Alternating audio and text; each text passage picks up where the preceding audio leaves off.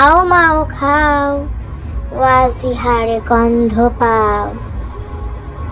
এই ওয়াজিহা, ওয়াজিহা কেমন আছো ওয়াজিহা? ভালো আছো তো?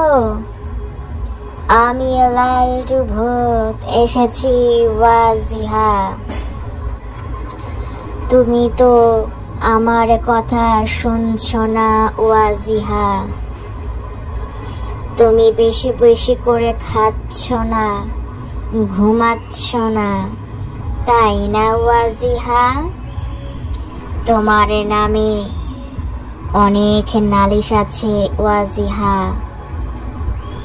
তোমার বাবা মা আমাকে বলেছে ওয়াজিহা অনেক দুষ্ট হয়ে গেছে, সে কারো কথা শুনতে চাইছে না।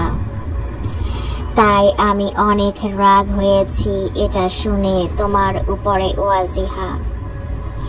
তুমি যদি এখন আমাকে কথা দাও, তুমি লক্ষ্মী সোনা বাবু হয়ে যাবে, ভালো বাবু হয়ে যাবে, তাহলে তোমাকে আমি ছেড়ে দেব।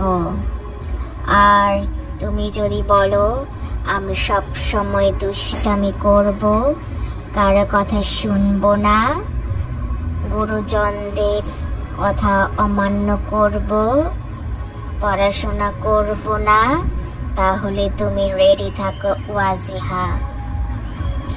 আজকে রাত 12টার সময়, গভীর রাতে সবাই যখন ঘুমিয়ে পড়বে, আমি চুপি চুপি এসে তোমাকে ধরে নিয়ে আমার রাজ্যে বন্দি করে রাখবো ওয়াজিহা। আমার লালটু ভূতের রাজ্যে তোমার মতো অনেক বাবু আছে ওয়াজিহা। সেই বাবুরাও তাদের বাবা মায়ের কথা শোনে না, ঠিক মতো খায় না, ঘুমাতে চায় না ওয়াজিহা। তুমিও তাদের দলে চলে যাচ্ছ, তাই না ওয়াজিহা? তুমি আজকে আমাকে কথা দেবে ওয়াজিহা।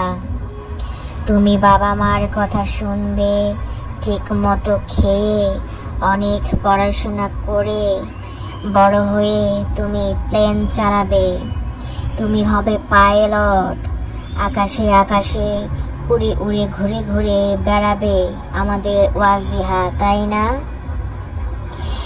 তুমি আমার কথা শুনলে আমি তোমার বন্ধু হয়ে যাব, আর আমার কথা না শুনলে তোমাকে চুপ করে খাবো ওয়াজিহা।